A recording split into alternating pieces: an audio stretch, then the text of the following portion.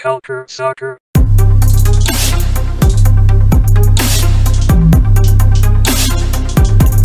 Culture Soccer. Bonjour et bienvenue à ce nouvel épisode de CS à l'érable, le podcast 100% canadien. Aujourd'hui, donc moi-même, Adi Raphaël, l'animateur du podcast. Aujourd'hui, je suis orphelin de mon co-animateur, Daniel Cameron, qui encore une fois est parti en vacances parce qu'il aime ça les vacances. Et moi, je suis dû. Mais par contre, j'ai trouvé un remplaçant que vous connaissez déjà assez bien parce qu'il est là souvent. C'est notre ami Alex Rupert, aussi rédacteur à Culture Soccer. Salut Alex, ça va bien? Ça va bien et toi, Adi? Oui, ça va super bien. Écoute, super content tout le temps que tu sois le super sub parfait de Daniel Cameron. J'aime ça. Très honoré d'être invité au podcast et discuter de foot avec toi. Ben parfait, mais c'est pareil pour moi. Ben écoute, aujourd'hui ce qu'on va faire, on attend bien évidemment encore la fameuse annonce pour que la CanPL soit de retour. Même aujourd'hui, Oliver Platt, pour ceux qui ne le connaissent pas, c'est un analyste pour la chaîne One Soccer, a encore dit. J'ai dit la semaine passée comme quoi que la CanPL a l'air d'être très proche. Par contre, je n'ai aucun pouvoir sur quand ça va être et je n'ai aucun pouvoir sur l'annonce du retour de la CanPL. Mais il réitère encore une fois comme quoi c'est proche. On en a marre d'attendre, hein, Alex? Ouais, tout à fait. Puis, ce qui est un peu inquiétant, c'est que même les joueurs sont pas au courant, même les coachs sont pas au courant. Puis, les fans, ils veulent bien avoir de l'enthousiasme envers la ligue, mais ça commence à être long, l'attente commence à se faire longue. Et pour ceux qui sont les fans occasionnels ou qui sont pas fans, mais tout ça, c'est complètement, ça tombe dans l'indifférence. Fait faudrait que la ligue au moins dise quelque chose ou essaie de créer de l'engouement en parlant de Charlottetown comme il faisait au début ou quelque chose. Pas juste un silence total, puis c'est les joueurs qui sortent, qui disent, ben là, qu'est-ce qui se passe? C'est un mauvais, ça paraît pas bien. C'est vrai que ça paraît pas bien et c'est sûr qu'il va falloir que la Ligue commence à faire quelque chose très bientôt. En tout cas, on le sait qu'on n'est pas loin d'un retour de la CanPL. Je pense qu'il y a juste quelques petits détails à peaufiner. Et comme vous le savez, des fois, il y a des détails et puis les détails, ça prend plus de temps que supposé. Puis il y a des choses qui changent et ainsi de suite. Ben, ça doit être pour ça. Mais on attend avec impatience le retour de notre Ligue canadienne. Par contre, nous, on était en train de réfléchir à de quoi on allait parler aujourd'hui. Puis en fait, Alex et moi, on a eu la chance de pouvoir participer au webinaire donné par Canada Soccer ce dimanche, qui était donné à tous ceux qui le voulaient. Il fallait juste s'inscrire pour aller voir le webinaire. Et on a décidé, Alex et moi, de parler de l'équipe nationale canadienne, de ce qui a été dit un peu dans le webinaire, mais de manière générale, sans rentrer autant dans les détails, et de surtout commencer à évaluer un peu le travail fait par John Herdman depuis qu'il est là. On sait très bien que John Herdman a été engagé avec l'équipe nationale masculine, si je me rappelle bien, en janvier 2018. Donc, ce qui veut dire que ça fait quand même maintenant 2 ans et demi, le 8 janvier 2018 pour être exact, fait maintenant 2 ans et demi, donc on veut commencer à l'évaluer sur ce qu'il a déjà mis en place. Ce webinaire a beaucoup aidé à clarifier certaines choses, donc on va revenir là-dessus, puis on va parler un peu du système John Herdman en tant que tel, très, très, très légèrement du côté tactique, mais beaucoup plus du côté organisationnel, parce que c'est quand même intéressant de voir où s'en va notre équipe canadienne, en sachant bien évidemment qu'on a quand même des jeunes très, très, très importants, avec beaucoup de potentiel qui sont là dans l'équipe nationale, n'est-ce pas, Alex? Oui, tout à fait. Et on avait toujours l'impression d'une certaine improvisation dans le passé avec notre équipe nationale, soit qu'on avait du côté de Soccer Canada ou des entraîneurs une certaine désorganisation où on n'avait pas les joueurs pour exécuter les tactiques, pendant que maintenant, on est dans une époque où est-ce qu'on a des joueurs qui peuvent exécuter, qui ont des bonnes performances, qui jouent plus souvent. Et avec ce que Herdman a accompli chez les femmes, on sait qu'au moins, du côté organisationnel, ça a toujours été une de ses forces. Oui, effectivement. Donc, on le sait déjà que John Herdman, tout le monde dit, bah, je comprends pas comment il vient de l'équipe nationale féminine, il vient directement en masculine. Ben, ce qu'il a fait de très important, John Herdman, du côté des féminins, c'est comme tu l'as dit, il a organisé, il a presque monté un programme presque de zéro. Et c'est ça qui est intéressant. On en a parlé plusieurs fois sur le podcast de CSA l'érable. On a parlé plusieurs fois du rôle qu'a joué John Herdman dans la confection de ce programme-là féminin et pourquoi il était devenu assez bon. Puis là, on voit effectivement qu'il a quand même atteint ses limites. Mais l'équipe nationale féminine, ce sera pour un autre podcast. Ce n'est pas pour maintenant. En tout cas, on en a fait plusieurs des podcasts sur l'équipe nationale féminine. Cette semaine, et ce podcast-là, on va parler de l'équipe nationale masculine parce que là, John Herdman est encore au début de son projet et on commence à peine à voir les fruits de son projet. Et c'est ça qui est intéressant. Donc, on va commencer à parler un peu de ce qu'il a fait en tant que tel. On va parler aussi des objectifs de John Herdman et de son équipe et de son staff, bien évidemment, qui est très, très, très important, le rôle de son staff. Donc, c'est leurs objectifs en tant que tels. Et on va parler un peu de tactique aussi, de ce que John Herdman essaie de mettre en place. John Herdman et son staff essaient de mettre en place ensemble. Donc, on commence déjà en premier avec John Herdman, avec dès qu'il a été engagé, ben, il s'est inscrit directement au tournoi de Toulon. Pour ceux qui connaissent pas le tournoi de Toulon, c'était en 2018. Le tournoi de Toulon, c'est un tournoi annuel qui se déroule, bien évidemment, à Toulon. Et ce tournoi-là est quand même reconnu mondialement comme étant un tournoi où la plupart des jeunes pépites européennes et mondiales se retrouvent là-bas pour évidemment montrer de quoi ils sont capables.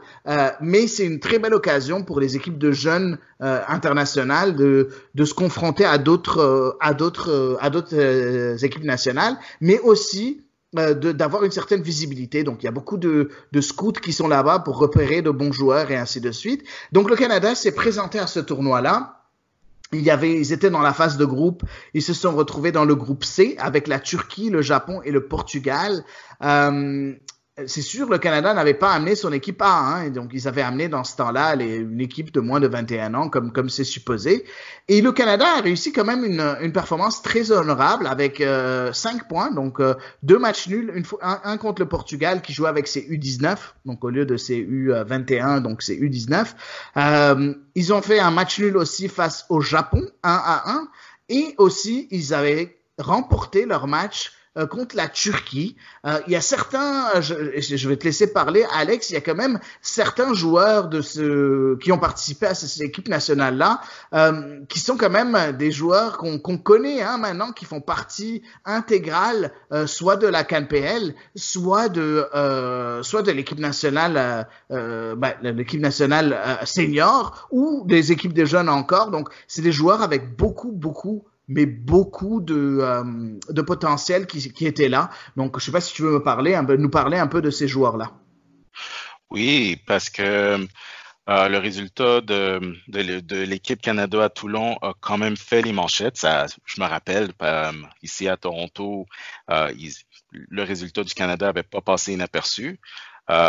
Beaucoup de monde ont fait il y a quelque chose qui se passe parce que on n'a pas fini dernier, on est capable de compter, on est capable de bien jouer contre de bonnes équipes et c'est là qu'on a fait la découverte de plusieurs jeunes joueurs, puis ça a donné beaucoup d'espoir aux partisans qui ont vu que l'avenir s'annonçait meilleur avec le Canada. On a vu Jonathan David qui a fait partie de l'équipe. Oui. Alors qu'il jouait pour le Ghent réserve. Bien sûr, on peut pas. Il y avait James Pantemis de l'Impact de Montréal qui a gardé les buts. Derek Cornelius qui est maintenant avec les Whitecaps de Vancouver. Et avec l'équipe nationale masculine, avec l'équipe senior maintenant, effectivement. Oui, puis personne ne le connaissait. Puis à l'époque, il jouait en Europe. En Serbie et le tournoi a permis de découvrir ce jeune homme que pas beaucoup de monde connaissait parce qu'il était très solide défensivement et il a beaucoup contribué aux bons résultats du Canada et à la bonne performance défensive qui beaucoup de monde savent que le Canada défensivement c'est disons en construction. C'est pas très bon. C'est in progress. C'est pas très bon. Ouais. Puis en Ouais. plus, on le voit avec Cornelius, il fait, quand tu le regardes jouer pour l'équipe nationale, il fait pas beaucoup d'erreurs. C'est comparé à Donnell Henry puis d'autres défenseurs, Cornelius, pour moi, il est très fiable. Aussi, on a du côté de la CanPL, Noah Verhoeven. Puis, ce qui m'avait Ouais. un peu surpris de Noah Verhoeven, c'est que Sportsnet avait écrit un article sur lui, puis il disait en regardant les joueurs qui faisaient partie de l'équipe canadienne, Noah Verhoeven était un des joueurs qui avait l'air le plus proche de la MLS. Fait que quand je Oui. l'ai vu signer à Pacific, j'étais comme wow, comment Pacific ont réussi à mettre la main sur lui? Parce que Verhoeven, en tant que milieu, était extrêmement solide pour le Canada. Il était très créatif, très calme, très posé, d'un sang-froid qui était très surprenant. Puis bien sûr, on avait le spectaculaire Liam Miller, qui est l'espoir de Liverpool, qui jouait pour nous. Fait que offensivement, on avait vraiment quelque chose de potentiellement très explosif en avant. Et bien sûr, il y a Theo Bair qui joue maintenant avec les Whitecaps de Vancouver, qui a également compté pour l'équipe senior du Canada. Donc, on voit qu'on était quand même allé à Toulon avec un excellent alignement et ça s'est reflété dans les résultats à Toulon. Exactement, il y en a beaucoup hein, que vous connaissez maintenant, soit qui jouent, qui commencent à faire leur début en MLS ou ça fait juste 1 an qu'ils ont fait leur début en MLS, comme Clément Baillat qui était là, Daniel Kinumbe qui est maintenant avec Halifax du côté de la CanPL, Émile Legault qu'on a vu l'année passée au Pacific FC, Mathieu Chouanière qui fait partie de l'Impact de Montréal, Noblé Okello qui a déjà fait ses débuts hier même avec Toronto FC, Shami Chom qui est quand même un bon joueur de l'Impact de Montréal, Theo Bair qui est avec les Whitecaps. Donc, il y avait quand même de très, très bons joueurs et tous ces joueurs-là ont fait un peu leur classe avec l'équipe nationale à ce moment-là. Donc, on le voit que il y a une vision qui a commencé à partir de ce tournoi qui s'est déroulé en juin 2018 avec de très bons résultats. Et on a appris aussi lors du webinaire, donc de dimanche, comme quoi la tactique et la vision tactique de John Herdman et de son staff ont commencé à être implémentées depuis ce temps-là. Et c'est ça qui est intéressant, c'est qu'il y a une vision, non seulement une vision organisationnelle, mais aussi une vision tactique sur la durée. C'est quelque chose de très intéressant. C'est quelque chose qu'on attend, je pense, du côté du Canada depuis des années et des années. On a vu que Zambrano nous avait dit comme quoi il allait mettre quelque chose en place. Finalement, on a vu que c'était que du vent. Maintenant, on voit qu'il y a quelque chose qui fait du sens avec John Herdman, n'est-ce pas, Alex? Tout à fait. Puis, bien sûr, c'était vraiment très surprenant parce que quand il rentrait dans les détails sur dans le webinaire comment la tactique du Canada commençait, ça a comme été une découverte pour moi pour savoir que ça remonte à quand même assez loin, le schéma tactique du Canada. Donc, John Herdman, avant d'avoir le poste, puis il voulait vraiment obtenir le poste d'entraîneur-chef, puis on connaît toute la controverse qui a mené à son embauche. Tu vois que c'est quelqu'un qui a vraiment réfléchi à comment il pouvait améliorer le Canada sur le terrain. Et une de ses forces, c'est qu'il est le genre de personne qui se préoccupe des détails. Il veut pas rien laisser à la chance. Et ce qui était fascinant, c'est qu'ils nous ont expliqué, quand ils nous ont expliqué le schéma tactique, ils nous ont mis dans la peau des joueurs et dans leur peau à eux quand ils regardaient le Portugal réagir. Parce que le Canada a vraiment un schéma tactique qui est très fluide et très dynamique et qui favorise l'adaptation aux différentes situations. Donc, comment le Portugal réagissait sur le terrain, c'est qu'ils essayaient de comprendre comment le Canada jouait, ils essaient de réagir au Canada, puis ils n'arrivaient pas à résoudre le Canada, parce que le Portugal, c'était une des puissances dans le tournoi, et le Canada était capable de garder le match à 0-0, car le Portugal, il comprenait juste pas ce que le Canada essayait de faire, pas parce qu'ils jouaient mal, mais parce que de façon ils étaient très disciplinés, très organisés, une intelligence tactique, tout le monde était à sa place, tout le monde s'ajustait de façon cohérente et ils ont réussi à neutraliser le Portugal. Et de savoir que ça remonte à aussi loin, c'est vraiment fascinant et malgré les critiques que Herdman peut avoir contre lui, ça donne beaucoup d'espoir sur ce qu'il peut accomplir avec l'équipe senior si il garde cette constance. Et surtout, c'est leur souhait d'enseigner ce schéma tactique, pas seulement à l'équipe senior, mais aux différents groupes d'âge plus bas. Oui, effectivement. Donc, on voit une continuité à partir des groupes d'âge plus jeunes pour arriver à l'équipe senior. Et c'est ça qu'il faut. Ça va construire une équipe sur la durée. Et une chose que j'ai beaucoup aimé, c'est que dans le webinaire qu'ils ont fait, la première chose qu'ils ont parlé, c'est bien évidemment des choses que John Herdman et son staff ont réussi à faire. Donc, quand même de belles choses qu'ils ont réussi à faire. Ils n'ont pas parlé de la Gold Cup, ça c'est le point négatif, c'est sûr. Ils n'ont pas du tout parlé de ça, ce qui est normal. Ils vont pas mettre les blessures toutes fraîches directement dans notre face. Par contre, ils ont parlé des belles choses. Les belles choses, c'est la qualification lors de la Coupe du Monde U17 en 2019. Oui, c'est vrai, l'équipe nationale a perdu ses 3 matchs. N'empêche, c'est quand même une qualification dans un des tournois les plus prestigieux dans cette gamme d'âge-là. Donc, c'est quand même quelque chose de très intéressant. Donc, on a quand même battu lors des qualifications le Costa Rica pour y arriver. Donc, c'est quand même quelque chose d'assez intéressant. Ils ont aussi parlé, bien évidemment, de la victoire du Canada contre les États-Unis, la première en 34 ans sur le score de 2-0, qu'on n'a pas oublié et que je pense que n'importe quel Canadien se rappelle très, très bien des émotions qu'on a vécues avec cette victoire-là. Très sincèrement, quand on a battu les États-Unis, moi, je me rappelle très bien, dans ma tête, je suis là, non, ça fait pas aussi longtemps que ça. J'y croyais pas dans ma tête. Après, je me rappelais plus d'être vivant, d'avoir été vivant lors de la dernière victoire contre les États-Unis. Par contre, dans ma tête, je me disais, ça se peut pas que ça fait aussi longtemps que ça. Et effectivement, ça faisait 34 ans. Donc, c'est quand même un très bon exploit d'avoir battu l'équipe nationale des États-Unis. Donc, avoir commencé ce webinaire avec les bonnes choses qui se sont déroulées sous John Herdman, c'était déjà assez bien. J'aimerais qu'on parle un peu des choses négatives parce qu'il faut pas l'oublier. La plupart des choses négatives qu'on va annoncer, Alex et moi, ça va être plus des choses négatives, plus d'un point de vue résultat ponctuel, ce qui est quand même bien, parce qu'on sait que John Herdman, il essaye de construire quelque chose sur une durée déterminée, sur le long terme. Et le problème avec le long terme, c'est que souvent, le court terme, il passe en second. Et c'est effectivement ce qu'on a vu lors de cette fameuse Gold Cup-là. Donc, je te laisse énumérer certaines des mauvaises décisions de John Herdman. Je pense que, à part, bien évidemment, la défaite contre Haïti, qui est la plus grande déception, je pense, il y en a d'autres, n'est-ce pas, Alex? Oui, puis moi, dans ma tête, c'est vraiment le facteur humain parce que quand tu regardes ce que John Herdman essayait de faire, tu vois qu'il a un plan, tu vois qu'il sait comment l'exécuter, puis tu vois qu'il prend vraiment soin d'étudier ses adversaires et d'implémenter un schéma tactique qui peut lui donner toutes les chances de son côté de réussir. Mais les défaites qu'on a eues, puis ça, c'est ce qui était vraiment dommage parce que quand tu te fais battre par une équipe qui est vraiment plus forte que toi, le monde peut accepter ça.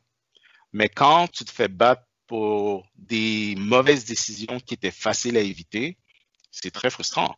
Comme si tu prends la défaite contre le Mexique, oui, le Mexique était beaucoup plus forte, mais tu fais exprès d'essayer de garder le Mexique à 0-0, puis tu veux sortir tes canons dans les 30 dernières minutes, mais est-ce que tu es vraiment capable de garder le Mexique à 0 pendant 60 minutes?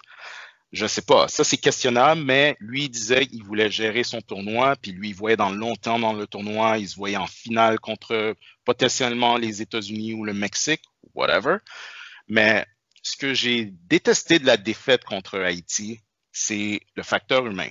Puis, c'est pas ses tactiques, c'est une certaine arrogance. Puis, lui, dans sa tête, quand il avait visionné le tournoi, quand il avait fait la planification du tournoi, lui, il avait planifié que le Costa Rica aurait battu Haïti, puis que le Canada aurait affronté le Costa Rica. Puis lui, il avait basé tout son schéma tactique pour le Costa Rica. Puis quand c'est Haïti qui est sorti, puis il l'avait dit en conférence de presse, il était très surpris. Il ne pensait pas que Haïti aurait pu battre le Costa Rica. Puis il a même avoué qu'il ne s'était pas préparé du tout pour Haïti. Donc, on l'a vu que quand le match est arrivé, tu voyais que c'était pas les bonnes personnes qui étaient sur le terrain. Parce que Haïti, c'était une équipe qui attaquait beaucoup du côté latéral et c'était une équipe qui est très rapide et très physique.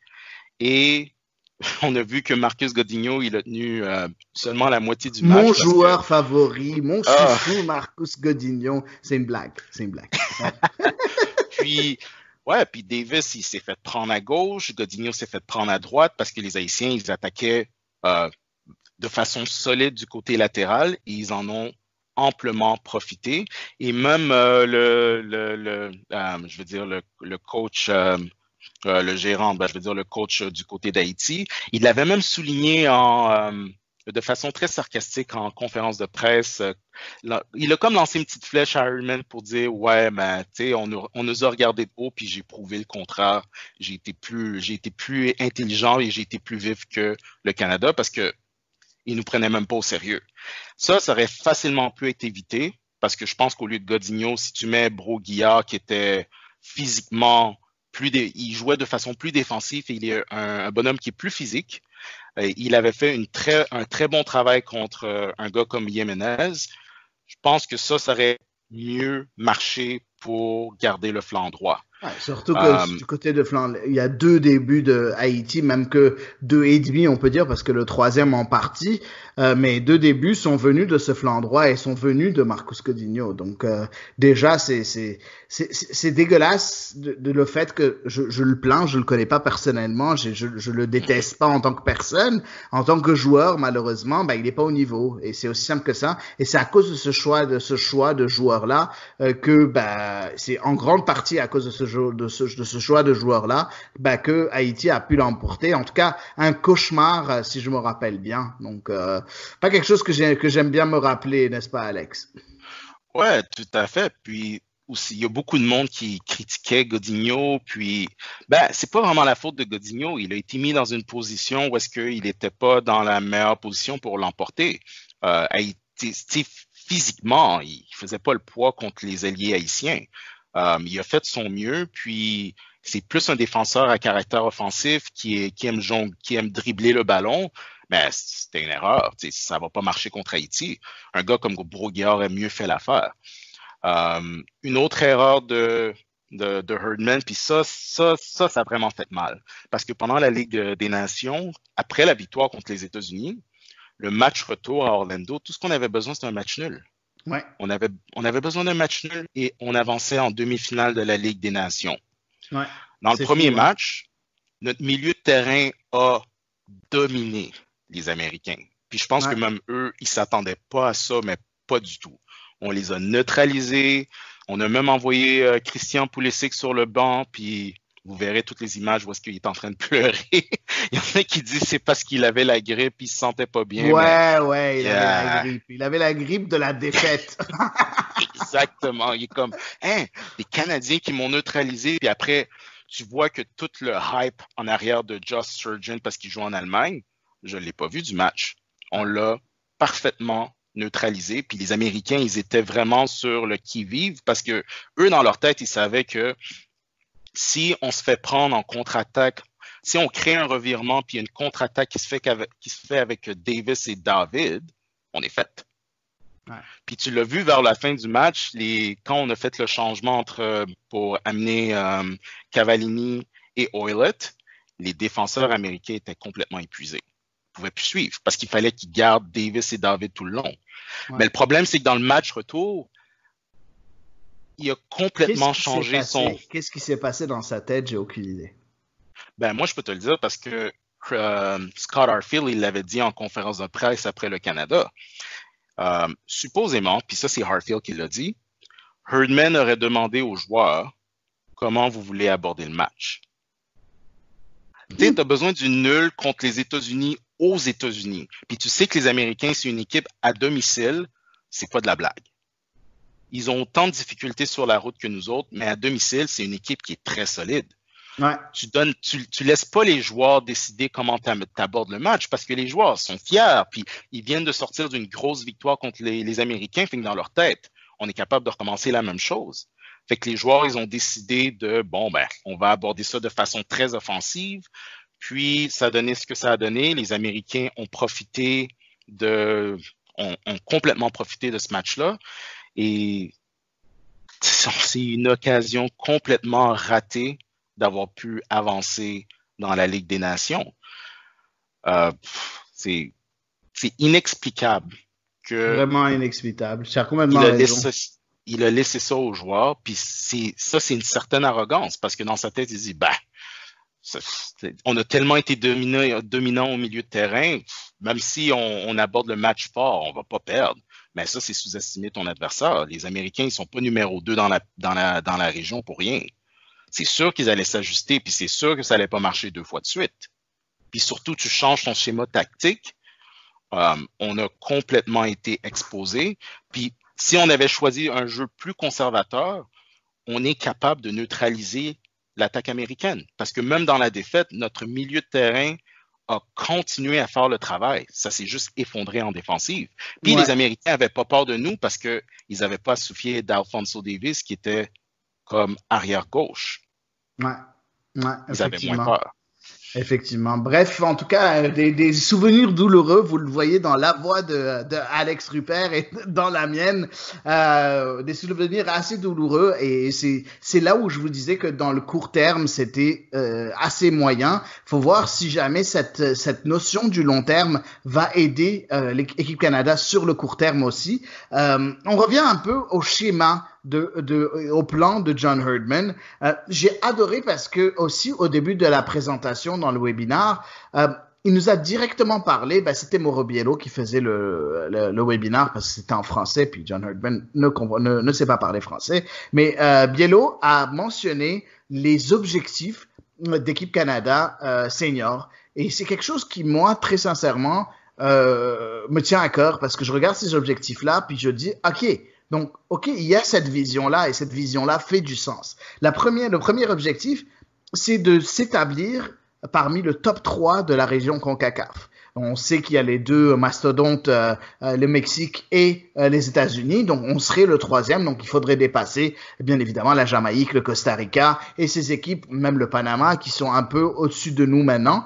Il faudrait les dépasser, et je pense qu'on est quand même sur la bonne voie. Et quand il a parlé du top 3 CONCACAF, il a dit l'objectif, ce serait de se qualifier en Coupe du Monde et 2022, donc bientôt, mais aussi gagner des matchs en Coupe du Monde 2022. Il veut pas se retrouver avec 3 défaites, avec on s'est qualifié dans la Coupe du Monde, puis c'est suffisant.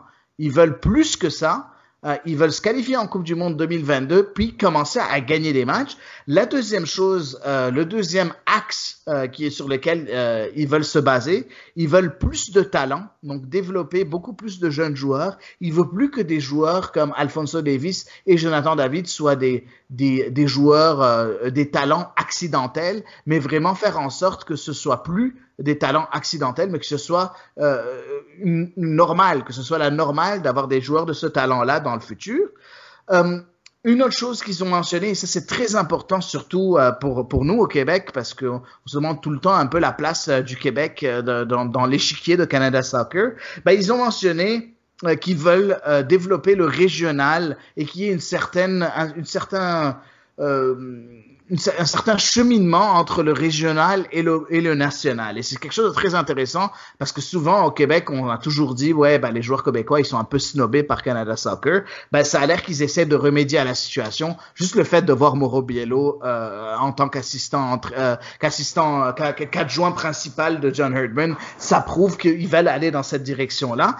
Et la quatrième chose qui est encore extrêmement intéressante, et on en a parlé en début de ce podcast, c'est l'excellence organisationnelle. Donc, avoir une organisation qui fait du sens avec quelque chose qui est un peu coulé dans du béton, où tu vois des cheminements qui sont déjà tout tracés pour les joueurs qui veulent s'améliorer et se développer et aller au plus haut niveau. Je sais pas si tu as quelque chose à ajouter sur ces objectifs-là qui sont quand même très, très, très louables et très bien définis par John Herdman et son staff, n'est-ce pas, Alex? Oui, parce que dans le webinaire, il disait que, bien sûr, le but, c'était pas seulement de se rendre en Coupe du Monde 2022, mais de gagner des matchs. Mais moi, je me souviens que John Herdman, il disait que c'était pas seulement de rentrer en Coupe du Monde et gagner des matchs, mais sortir du groupe. Ça, c'est très, très Ouais, ça ambitieux. c'est un peu ambitieux, ça c'est un peu trop ambitieux, je trouve. Déjà 2022, peut-être 2026, mais 2022, c'est assez ambitieux selon moi. Mais c'est bien, il faut être ambitieux. Hein. Si t'as pas d'ambition, tu vas rien attendre. Hein. Tu vas rien atteindre, tu vas atteindre aucun objectif, donc il faut l'être.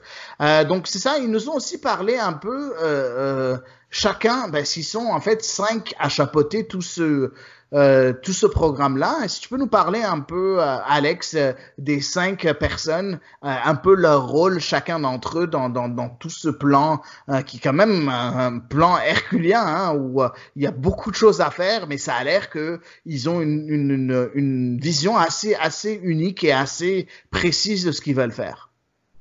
Oui, leur schéma organisationnel est très intéressant parce que tu vois que de par le passé, on aurait pu presque accuser Soccer Canada d'être concentré seulement dans une partie euh, du labyrinthe du foot au pays.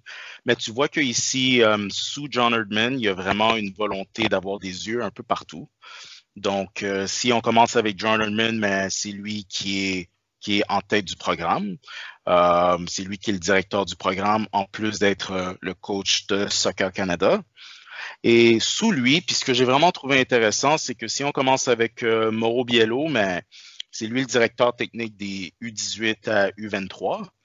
Et il est aussi responsable de prendre en charge, d'avoir des yeux sur la CAN-PL et parler avec les coachs, les managers, les directeurs. Et c'est aussi lui qui est le coach de l'équipe U23. Donc, pour la qualification des Olympiques, c'est lui qui s'occupe de ça. Donc, c'est excellent qu'il ait des yeux sur la CAN-PL et sur tout ce qui se passe entre le U18 à U23. Ensuite, on a Andrew Oliveri, que lui, il s'occupe des U14 il est directeur de U14 à U17. Et tout ce qui a trait à les académies de la MLS, puis l'intégration avec les académies pro, et interagir avec les directeurs de ces acteurs, ça, c'est une de ses responsabilités principales. C'était lui Ensuite, aussi l'entraîneur principal, hein, de l'équipe nationale U17 qui est parti en Coupe du Monde au Brésil. Donc c'est non seulement le directeur, mais aussi l'entraîneur du U17. Excuse-moi de t'interrompre, Alex, mais c'est important de préciser qu'il a un rôle aussi d'entraîneur, hein, auprès de ces jeunes joueurs-là. exactement.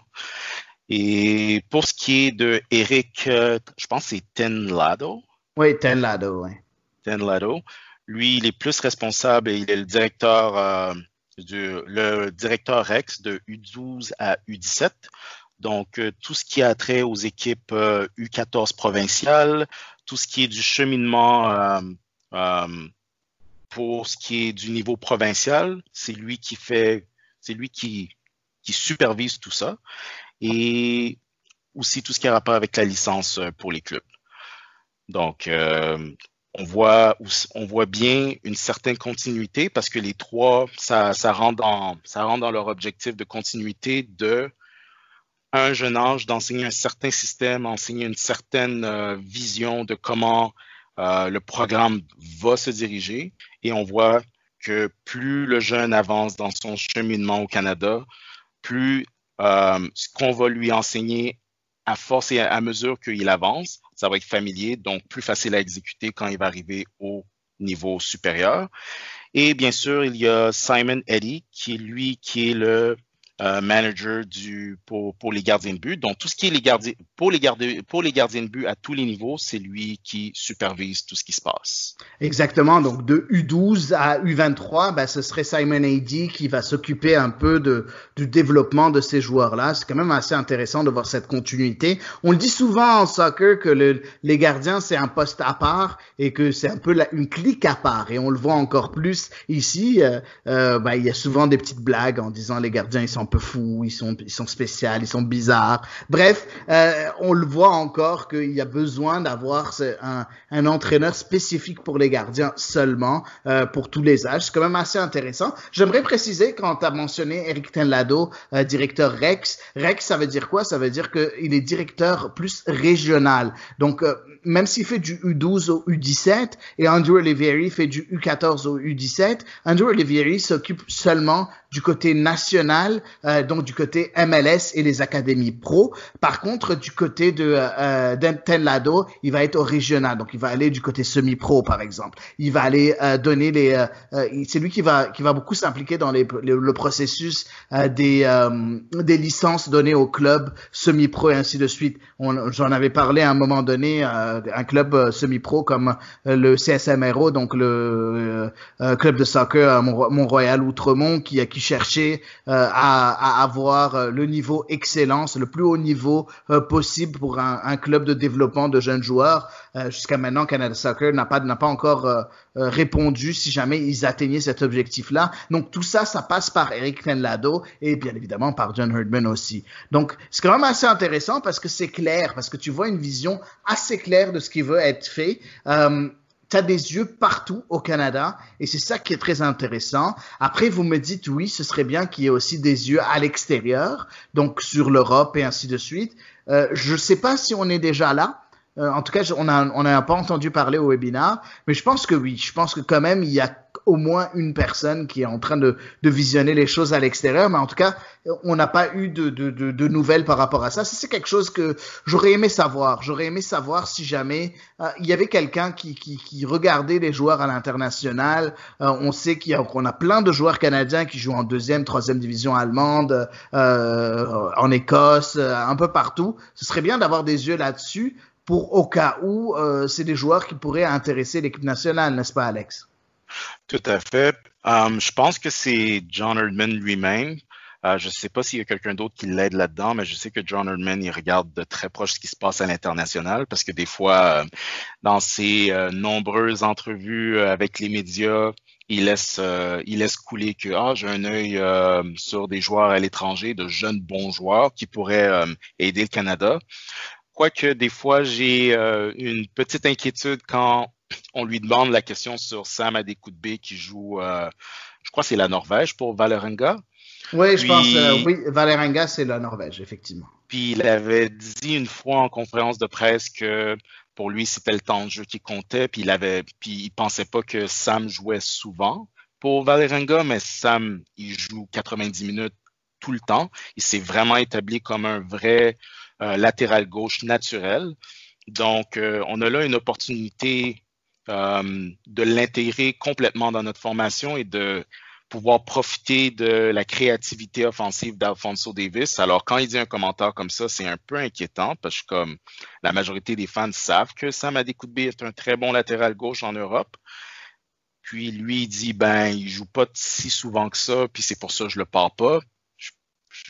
J'espère qu'il a de l'aide pour l'aider c'est sûr. C'est sûr que c'était pas très fort. Mais après, bon, combien de sélectionneurs tu as vu qui font des bourdes? Je me rappelle très bien, pour ceux qui suivent un peu le foot européen, Didier Deschamps qui à un moment donné a parlé du défenseur de Napoli, je me souviens plus, Kouyaté, je pense. En tout cas, je me souviens plus de son nom. Il a dit c'est quelqu'un que je suis de très près pour faire intégrer l'équipe de France. Puis il avait complètement oublié que le joueur il était plus éligible pour l'équipe de France parce qu'il avait déjà été sélectionné par le Sénégal. Donc c'était très drôle. Donc ça peut arriver à tout le monde. Donc juste pour le mettre au courant, mais c'est sûr que c'est pas très c'est pas très intéressant c'est pas très beau de voir ça, en fait. Mais surtout que la France a le luxe d'avoir une très, très, très, très grosse profondeur. Puis nous, on l'a pas du tout. Fait que surtout quand on te donne le poste d'entraîneur pour l'équipe nationale canadienne, puis tu sais qu'un des gros problèmes du Canada, c'est surtout la profondeur. C'est pas Kouyaté, savoir à l'avance. Koulibaly, excuse-moi, je voulais juste... C'est Koulibaly, c'est pas Kouyaté, je suis désolé. Oui, vas-y, excuse-moi. Fait que, si tu sais que tu prends le poste du Canada, t'as pas le luxe de pas regarder à tous les endroits. Tu veux rien laisser au hasard. Pendant que, en France ou dans d'autres pays, ils ont tellement de profondeur, ils ont tellement de choix. moi, c'est juste de ce côté-là, tu sais, quand il donne une réponse comme ça sur Sam à des coups de biche, je suis comme, ben, des latérales gauches, on n'en a pas à l'infini. C'est comme, surtout quand tu sais qu'on a tu sais, la défense, ça laisse un peu à désirer dans certaines situations, tu peux pas l'échapper. Tu dois savoir qu'est-ce que tu as dans tes mains. Ouais, non, c'est sûr, c'est sûr. Bref, il va falloir qu'il s'améliore de ce point de vue-là. C'est sûr que je pense que c'est peut-être une erreur, hein. C'est peut-être qu'il n'avait pas fait attention ou je sais pas. Je veux pas non plus l'excuser. C'est sûr que c'est une grosse erreur. Je veux pas l'excuser plus que ça. Mais quand même, c'est intéressant le plan qu'on est en train de voir et je suis curieux de savoir si jamais il y a un plan à l'étranger ou s'il y a quelqu'un qui supervise ces joueurs-là. En tout cas, il y a tellement de façons de vérifier ça de nos jours que c'est quand même impensable de savoir qu'il y a personne qui s'occupe de ça si jamais c'est le cas. Donc voilà du point de vue de comment les rôles sont distribués au sein de ce nouveau projet Herdman. Une autre chose qui est quand même assez intéressante, c'est un peu les bases sur lesquelles le projet est fait. J'ai beaucoup aimé ce qu'ils ont dit. Ils veulent parler, bon, ça peut paraître un peu comme des beaux mots que maintenant que je vais les dire, mais ça avait l'air de quelque chose de très bien structuré. Ils ont dit qu'ils veulent s'assurer d'avoir un bon esprit d'équipe au sein de la sélection nationale, qu'il y ait une confiance envers les joueurs, que ce soit les joueurs envers le staff, les staffs envers les joueurs, ou bien une confiance envers le système de mise en jeu, le système tactique mis en jeu par le staff. La deuxième chose, on a parlé de tactique, ils veulent une tactique bien mise en place et une clarté tactique, tactique, ce qui est très intéressant parce que quand ils disent clarté tactique, ça veut dire qu'ils veulent s'assurer que tout le monde a bien assimilé la tactique. Et la dernière chose, ils veulent s'assurer, bien évidemment, d'une belle chimie entre les joueurs et s'assurer de pouvoir répondre aux facteurs X, donc aux impondérables, donc aux problèmes qui pourraient survenir dans chaque opposition. Donc, c'est quand même assez intéressant. C'est vrai que c'est des beaux mots, mais ça a l'air qu'il y a une structure en place pour atteindre tous ces objectifs-là, n'est-ce pas, Alex? Oui, puis, tu sais, oui, c'est des beaux mots. Tu regardes ça sur une présentation, tu dis, ben, l'esprit d'équipe, c'est bien, la chimie, c'est bien, mais on savait déjà tout ça. Mais ceux qui ont suivi le Canada dans les années passées, tu t'appellerais ça le strict minimum. On n'était même pas là. Parce qu'on était, dans le temps, on était à une époque où est-ce que Soccer Canada était complètement désorganisé. Tu avais même des joueurs qui voulaient même pas répondre à l'appel du Canada parce à quel point ils croyaient pas du tout au programme. Tu n'avais pas vraiment de chimie parce que il faut pas se rappeler que ça fait pas très longtemps qu'on avait des joueurs qu'on appelait des joueurs qui avaient même pas de club, qui jouaient presque jamais, ils étaient tout le temps sur le banc. Donc quand c'est le temps de parler de chimie sur le terrain, t'as beau présenter une stratégie, ça va pas vraiment coller. Puis moi, je crois que les anciens coachs dans le passé comme Floro et Zambrano, ils savaient ce qu'ils faisaient tactiquement sur le terrain. Mais ils étaient dans une situation où est-ce que du côté des joueurs, ben, l'esprit d'équipe, tu ne l'avais pas vraiment parce que c'est à contre-cœur que tu avais des joueurs qui allaient vers le Canada. La confiance vers l'organisation était à son plus bas. Puis la chimie de l'équipe n'était pas vraiment possible. On avait trop de joueurs qui jouaient pas beaucoup. Alors, c'est facile à l'époque, c'était facile de dire, mais comment ça se fait, le Canada ne performe jamais? Oui, mais tu regardes ta sélection, tu as la moitié de tes joueurs, ils sont soit en Europe dans Division 2 ou 3, puis ils sont toujours sur le banc. Tu as des joueurs qui sont MLS, sont toujours sur le banc. Ou tu as même des joueurs qui n'ont pas de club, mais tu les appelles parce qu'ils ont déjà été dans l'équipe nationale dans le passé. Puis là, du jour au lendemain, tu leur dis, bon, maintenant, tu vas te défendre contre le Mexique. Là, tu vas essayer de battre le Honduras. Et, tu sais, ça fait pas sérieux.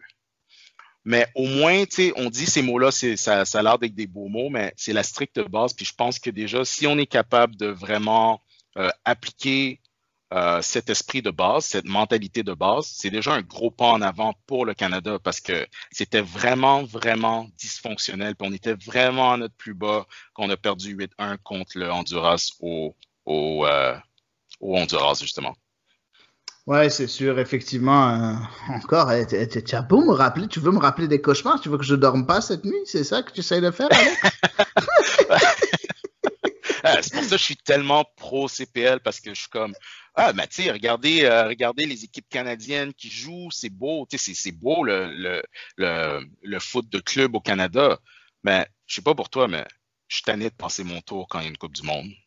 Ouais, Tu sais, je ouais, suis juste plus capable. Puis si on rate le 14, je vais faire ben là, come on, je ouais. suis plus capable. Je- Ouais, je suis complètement d'accord. Et puis je pense que, en tout cas, le plan a l'air quand même assez logique pour une fois du côté du Canada. J'aime beaucoup ces webinaires. Je voudrais vraiment souligner ça. C'est une très très belle initiative de la part de Canada Soccer de mettre tout le monde au courant de ce qu'ils essaient de faire. C'est quand même beau. On n'a jamais vu autant de transparence. En tout cas, moi, même en Europe, même partout. J'ai jamais vu autant de transparence de la part d'une équipe nationale et c'est beau. Ça veut dire que notre équipe nationale est en train de faire des choses comme il faut. Après, bon, il y a beaucoup qui vont me dire, ouais, mais tu sais pas ce qui se passe dedans, ce qui se passe dedans et ce qui se passe dehors, c'est différent. Oui, c'est normal. J'espère bien. J'espère bien que tout ne marche pas comme sur des roulettes parce que sinon ce serait encore plus un régime totalitaire ou quoi que ce soit. Mais au contraire, il va y avoir des petites fautes, il va y avoir des choses qui sont supposées se passer d'une façon puis qui se passent d'une autre façon. Ça, c'est normal, ça me dérange pas plus que ça. Par contre, le plan, le plan squelette en tant que tel, il est là et il est suivi. Et c'est ça qui est intéressant. J'aimerais aussi mentionner un peu du côté tactique, juste pour mettre au courant nos chers auditeurs, surtout nos auditeurs québécois. Ils l'ont mentionné à plusieurs reprises combien Samuel Piette est important dans l'équipe nationale masculine. J'aimerais le préciser parce que beaucoup de monde ne le voit plus dans cette équipe nationale. Ils ont dit comme quoi il est très important parce que dans le système tactique qu'ils essaient de faire, très souvent le milieu défensif peut se retrouver autour en défense centrale sur les phases offensives, ce qui est vraiment très adapté à Samuel Piette. Samuel Piette, il l'a mentionné plusieurs fois, Mauro Biello. Piette, maintenant, n'a plus besoin de vraiment réfléchir. Il sait quoi faire de manière presque automatique. C'est presque un réflexe chez lui. Il a très bien assimilé le système et il fait partie intégrante de ce système-là. Un système qui peut évoluer, qui est en formation. Je sais que vous aimez beaucoup les formations quand on parle de formation, mais c'est sûr qu'il y a beaucoup de rôles qui changent derrière, en phase offensive, en phase défensive, il y a plein de choses qui changent, mais ils ont dit qu'il y a 3 formations sur lesquelles le plan Herdman se base. C'est le 4-3-3, le 4-4-2 en losange, donc diamant pour ceux qui préfèrent l'appellation diamant, et le 4-4-2 à plat, donc vraiment 2 lignes de 4 avec 2 attaquants devant. Donc voilà, ça ce qui a été entrevu de point de vue tactique. Il y a eu vraiment presque 1 heure et demie de tactique dans le webinaire. On va pas rentrer dans les détails, mais ça s'annonce très très prometteur, n'est-ce pas, Alex? Oui, tout à fait. Puis, je me rappelle qu'on on regardait le webinaire, quand ils avaient commencé à nous expliquer comme les jeux de transition, parce que ça, c'est vraiment la force. Pour chaque situation qui se passe sur le terrain, il y a plusieurs différentes façons de s'adapter et ça va déterminer comment le schéma tactique va changer. Puis, quand ils expliquaient comment le changement de formation, puis qu'est-ce qui arrivait en défensive, où est-ce que tu avais besoin de 3 personnes à la défense, puis comment le milieu défensif pouvait reculer comme défenseur central. C'est là, je pense, que je t'avais envoyé le message, puis j'avais dit, maintenant, je comprends pourquoi Piet est aussi important, parce que on voit que Herdman a vraiment pensé à tous les détails quand il a mis en place sa stratégie, puis lui, il sélectionne les joueurs qui ont la meilleure capacité d'exécuter son plan. Puis il exploite les forces des joueurs. Et comme Piet, c'est une de ses forces, c'est la récupération de ballon, puis son jeu défensif.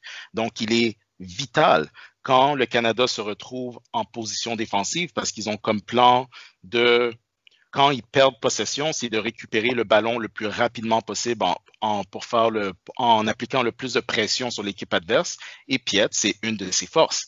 Parce que si le Canada, c'est une équipe qui peut pas vraiment qui peut pas se permettre de laisser une équipe adverse, surtout talentueuse, de garder possession et d'être créatif dans son dans son côté du terrain. Donc, c'est là que tu vois que Herdman, il a pensé aux forces de ses joueurs, quel joueur qui marche le plus avec son schéma tactique pour pouvoir contrer cette stratégie et tout relancer vers l'avant. Donc, on voit à quel point que Piet était dispensable. Et il avait aussi souligné Jonathan Osorio, parce que dans un jeu de transition, Osorio est excellente avec sa vision de jeu. Oui, effectivement, des pièces importantes du système Osorio et Piet. C'est quand même assez intéressant tout ça. Donc voilà, je pense pour ce podcast de CS à l'érable, on a un peu détaillé ce plan Herdman qui a l'air très très beau sur papier. Maintenant, il est temps, je pense, d'amener des résultats et de le mettre en pratique parce que c'est très beau les paroles. Il faut s'assurer que ça marche et que si ça marche, il nous faut des résultats parce que nous, on a soif de résultats. J'espère que ça vous a plu, ce podcast de CS à l'érable. J'aimerais te remercier, Alex, d'être venu remplacer Daniel, qui est encore une fois absent, mais que je salue bien évidemment. J'espère que tu te reposes très très bien en vacances, mon ami Daniel. Merci encore, Alex, d'avoir été là. Merci de m'avoir invité et ça me fait toujours plaisir d'être le super sub de l'équipe. Excellent, ben merci encore et puis à la semaine prochaine pour un nouvel épisode de CS à l'érable.